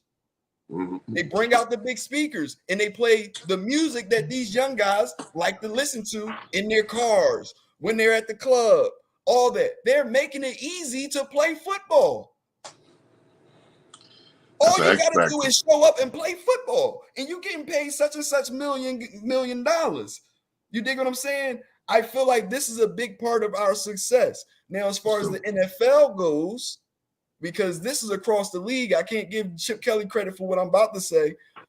Bringing in other teams to practice against, allowing players to see different offense setups, different defense setups, and to practice their mistakes full speed during training camp is a big, big plus for me. So true that. Don't want to get long-winded on Chip Kelly, but salute to Chip Kelly. You ready for the next segment that we have? It's a new segment. What you got there, sir? Who's the man? Now, it's unfair for me to ask you because I shared them with you. But everybody that's in the comments, I have 5 people from the Eagles organization, present and past, And I want to know if you can name these 5 people. Shelron, I think I asked you too. I'm not sure. But with that being said, can we get the first picture up for Who's the Man? Oh, I hope they were loaded in. Ooh, babe. If they wasn't, I'm going to have to show you on the screen. I hope they're loaded in and they just fumbling, trying to find it. I'm guessing not. Yeah. Can I get somebody in the comments to tell me from behind the scenes what's going on? I guess I probably should have gave well, no, it's inside the notes. Can we get the first picture up for Who's the Man? While they work on that, I guess I should shed that big news I was telling you guys about. What up, Pop? I can't share but so much. You don't have any pics? The one of old players and stuff that I shared inside the group saying about the new segment, and they say Who's the Man on all of them? It's 5 of them. But I can't say but so much. But this show, bro, you there? Definitely. You want to open your eyes, good bro? My bad. My bad. My bad. I'm listening. My bad. My bad. My bad. I know you look right. We don't want to see that. We don't want to. Yeah, I mean, they ain't that K&A, is it? That drooling. Hey, big bro. What'd you say, that K&A? Hey, K&A, bro. I ain't want to point it out. You were scratching your elbow earlier, bro. Now you falling asleep at the joint. Come on, man.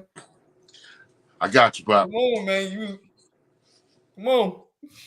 You know what the itches mean. About time, baby. About time, baby. Woo. Been a little too long. Give the Dave Chappelle. The news I want to share is this. And keep in mind, I can't share but so much. But thanks to the show, thanks to the platform, and I will be able to open doors for other people. Some people have reached out to me behind the scenes as far as football go. And the position that I've obtained is Director of Player Personnel for a brand new professional football league to come. I can't tell y'all the name of it. I can't tell y'all no more information than that. But I will be in charge of looking over the film and determining if this player is good enough for the league. On top of that, the league is duly serving as an agency to place these players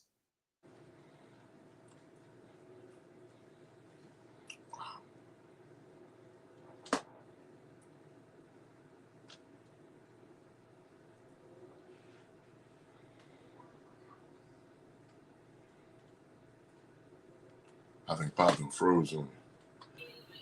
Did Pop freeze? Yo, I was about to ask you that. He froze on my screen. He froze on my screen too. He was dropping some news about his new position, and it sounded like it fits him perfectly. Well, yeah, you know, Pop played semi-pro and arena. Between his connections and what he's been able to accomplish on the show, like, again, I can't give too much away because I'm not sure how much I'm supposed to give away. But he definitely going to be in position to open doors, and he'll be immediately working with high-profile athletes on the newly created league and with the NFL, bro. Which would definitely, I mean, you know, bring us some even better guests, as well as, you know, put Pop in a real lucrative position. Especially, you know what I mean, when you get paid to do what you do, you can't put a price on that, man. When you get paid to do what you love, you know, it's the saying, do what you love and you'll never work a day in your life. Bro, that's true. Wow. but it's also bullshit because you still going to feel a little You go to overwhelmed. work, nigga.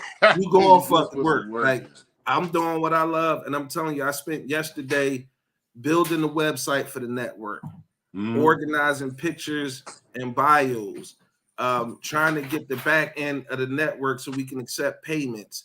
Payment gateway worked when I did the test, sent it out to everybody live, and it wasn't working. So you can imagine, you know, the scrambling I had to do to deal with that. But you try running. I mean, I honestly am doing what I love, bro. Like the podcast, the network, website. I definitely love doing what I do. Hold on, this pop right here. Hello? Cool.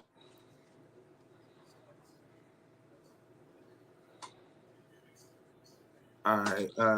Do me a favor. All right, his mic is muted.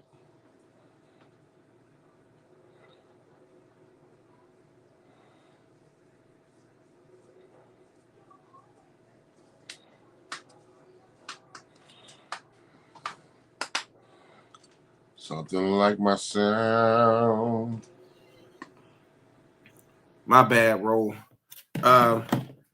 While we here, it's some. I want to get on my Philly-ish right quick for Pop. Hurry up and get back on. He about to get back on, right? Okay. So you know, Philly is known for pretzels, and this is Philadelphia Eagles game day special. Everybody out there know Big CEO, Big Exclusive is not an Eagles fan. I am, however, a fan of the city of Philadelphia. I love my city. And it's this new spot that's been around for a little while now, right? It's called the Philadelphia Pretzel Factory. You fuck with they pretzels? I do, sir. Now, don't get me wrong. Them some good pretzels. Right. But do you remember the pretzels that used to come? Now, I don't know about your school, but in my school, they used to come around every Friday. You get to buy a pretzel you always, like, no matter it was weeks I ain't get lunch money. I always got 50 cents to get me 2 pretzels because the pretzel day money. Pretzel day money. And the very best pretzels was the ones they used to bring to the school. Them wasn't Philadelphia Pretzel Factory pretzels, bro. Them pretzels were different because they was good as a mother sucker, okay? Yes, sir. Now, I gotta ask, as a Philadelphia fan who had pretzel day in school, which pretzel do you like better? This new Philadelphia Pretzel Company pretzel or the ones from back in the day that had the more rounded shape and it came like 15 to 20 in a long row or strip? The original joints. Give me the OGs, bro. Pretzel Factory, they salt too hard, it's too big. Give me the OG pretzels with little pebbles on them. It was just enough salt, and the mustard was different back then too. I don't know what they doing to the mustard nowadays, but the mustard tasted better back then. I just had to get that off. I'm not an Eagles fan, but I am, however, a fan of the Philadelphia as a city. I love my city, and I just needed to get that pretzel joint off my chest. Appreciate you, good brother. I don't know what happened on my end, but now I'm using my cell phone. But we held you down, though, Pop. I appreciate it. Big Shannon, step right in there, man. What I was saying. So I'm, director of player personnel, and we also represent players. Now, I won't get into names or nothing like that, but I was assigned my first 2 players, and the goal is to get them to a particular league. And one of these players, his father is a legend in the NFL. So I feel like I couldn't have done it without this platform, because although I went on my own journey and I've obtained my own information, I still feel like this platform allowed me to showcase it. Wow. You know what I mean? So... In just 3-4 weeks. You know what I mean? So thank y'all. And listen, once I get in there, we funneling right in. But you gotta, plus you minus. you know what I mean? You gotta make it, you know what I'm saying? Like, because I guard my reputation with my life. You know what I'm saying? So anything like this, gotta come full throttle. Hey, I yo, appreciate bro. you too, Big Exclusive. What's up? First of all, congratulations. Thank you, sir. Congratulations to us all. Second of all, when you froze, first thing I told Big Shannon when he came on, I said, if what Pop is saying is true about the position that he got, he literally got the perfect position. Like, you want to talk about playing to somebody's strengths? You gonna be dope, boy. You. I appreciate that, bro. And like man. at the end of the day, man, what the part I chimed in on, I want to second it. It's about doing what you love, bro. You know what I mean? Like, I'm gonna get into a little situation later on tonight. I ain't gonna get too personal, but you know what I mean? It's people that I love and that love me who we have issues because I watch too much film as of late. You know what I mean? I'm always watching football. I'm always watching film, writing down notes and all that. Now, I mean, it's to present the show and amongst other things. You know what I mean? But this is the things that happen when you start doing when you start following your light. When you start following your light, these are the type of things that happen. Go ahead, good brother. Because we got like 2 minutes and I still want to do this last segment. Are we good? We good? All right. Who's the man? Who's the man? Let me see. I need to get into the comments. How can I get into the comments and still be on screen? Here we go. I'm in the comment section. Here we go. All right, fellas and ladies, can we get the first picture up? I would like for y'all to answer in the comments who this person is. I gotta see this. Who's the man? It don't matter the order. It don't matter. However you downloaded it. We don't even got the time. However you downloaded it. Who's this man? And please show me the comments. I can't see him the way my phone is right now.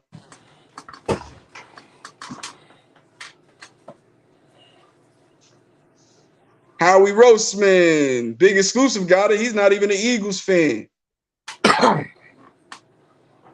Next up. Who's the man?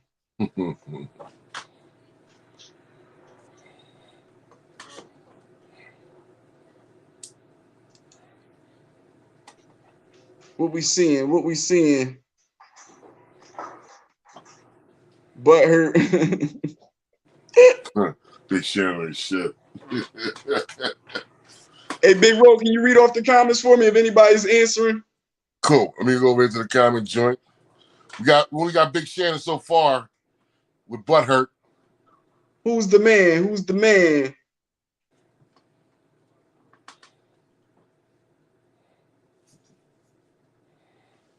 No more.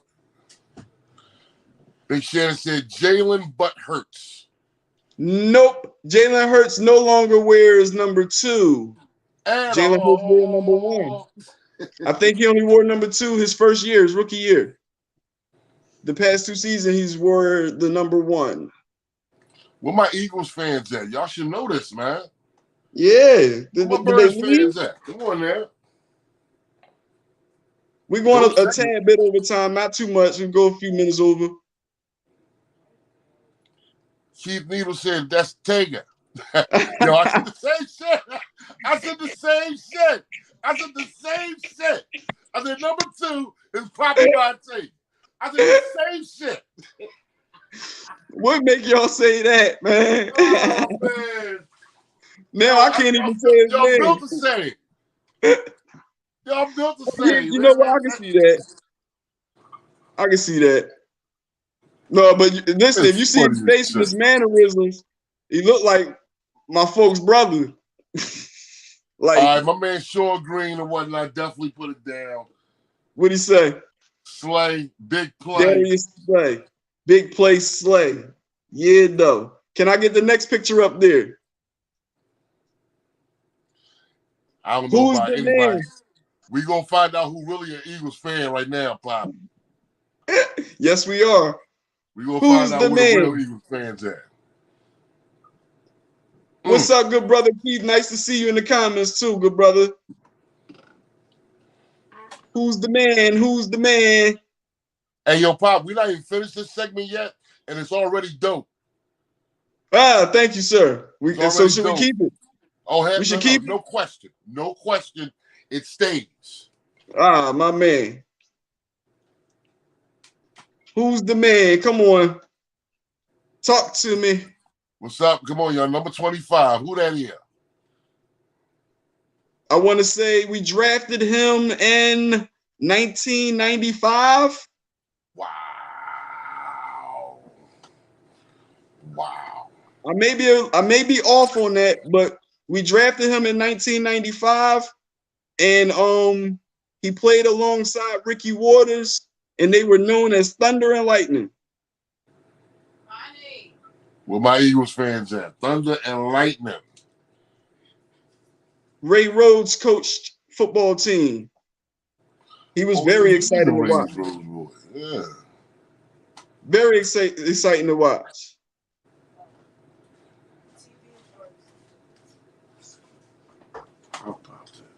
No comments. Come on, man. That was a juicy one, too, man. I was hoping somebody at least take a stab at that one. Bro, these Jones, I've come to find out, it's kind of hard because I asked some people and they didn't know, man.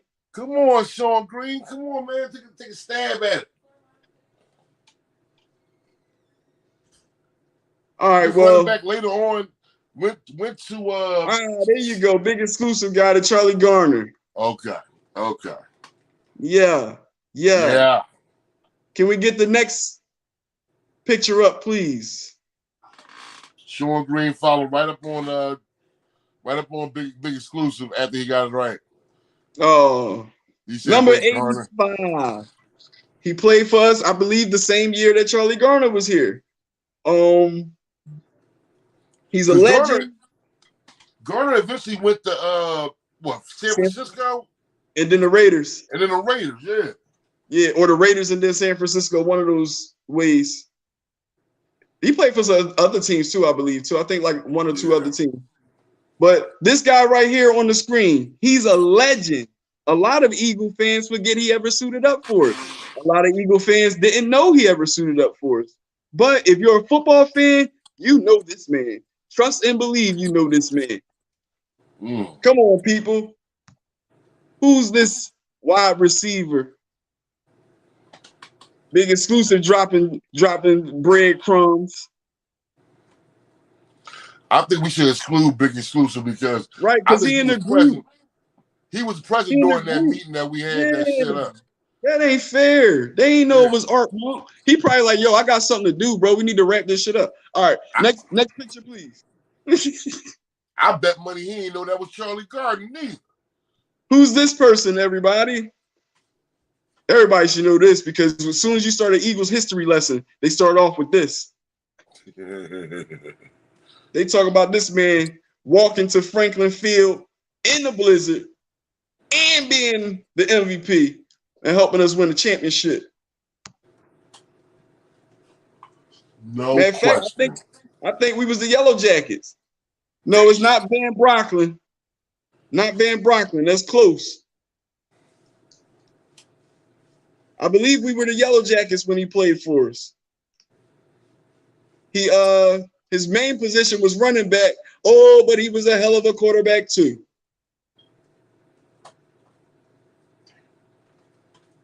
Come on, people. Figure it out.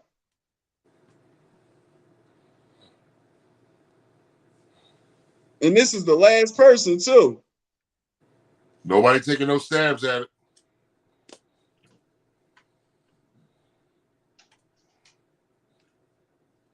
Okay, I'm going to say it.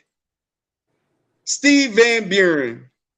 Steve Van Buren, Philadelphia Eagles legend. We're about 6 minutes overtime. It's time for us to wrap it up. You know, it's time for us to say our final thing. Hey, Big Ro, you want to run through the the list of programs? Last week's scores. I thought you said we wasn't doing that, bro. We're not doing that. I want to make sure you were sharp. You want? Cali. You want to go through the list of programs on the program? No, sir. I don't have those. Keeping it real, I don't have those. Okay. I'm sure our producers will correct us if I'm wrong. We got Keeping It Real with Big Roll each and every morning, starting at 9 a.m. Monday through Friday. And soon to come to the network, I believe October 24th, correct me if I'm wrong. Also on Mondays will be Think Different TV, hosted by Lashia. This will be every Monday night at 9 p.m. Eastern. On Tuesday, we have, first off, once again, Big Roll in the morning. And then at 7, we have the Big Exclusive Podcast, hosted by Angry OG, Big Exclusive, and Top Flight. Roll your mic. Roll your mic. Do you hear me? No, it's static. You touching it or something. Yeah. That's why I'm sitting there like, man, I should say horrible. Next up, I'm not sure on the exact day and time, but I believe it will be on Wednesday or Thursday. Every Wednesday at 9 p.m., The Rabbit Hole 13, hosted by Taj Mahal, Bianca Monroe, and they call me Mr. Cheese. Every Wednesday at 9 p.m., The Rabbit Hole 13 on the Big Exclusive Network. Go ahead, run them up. What's the next one? Foreplay with B, Thursdays at 9 p.m. I don't know if y'all tuned in last week, but ooh, it got a little spicy. I can't wait to see more. I can't wait to see the engagement grow, as we had a lot of people in the comments for Foreplay with B each and every Thursday at 9 p.m. on the Big Exclusive Network. Next one up, which you're currently watching, Philadelphia Eagles Game Day Special, typically hosted by myself, Big Roll, and Angry OG. But some changes may be coming in the future. Also, tonight at 9 p.m., every Sunday, the Urban Love Doctor, Brethren Samuels, presented by yours truly, Poppy Montega. Now, for those of y'all that don't know, Brethren Samuels, he claims to be the long lost cousin of Kevin Samuels. And his mission, he said, is to bridge the gap within the culture of the male and female species of African American people. Cuffs! So make sure y'all tune in tonight for that. Looking forward to it. Go Eagles. Go whatever team your team is, unless your team is playing my team. I thank y'all for tuning in today for the Philadelphia Eagles Game Day Special. I'm Poppy Montega, and we're out. Out of room for dick riders soon. Ain't no more room left. So if you're playing the dick ride, a little late. Fly, Eagles, fly on the road to victor. Fight, fight, fight. Yo, we going all the way this year, man. We going all the way this year. Philadelphia Eagles.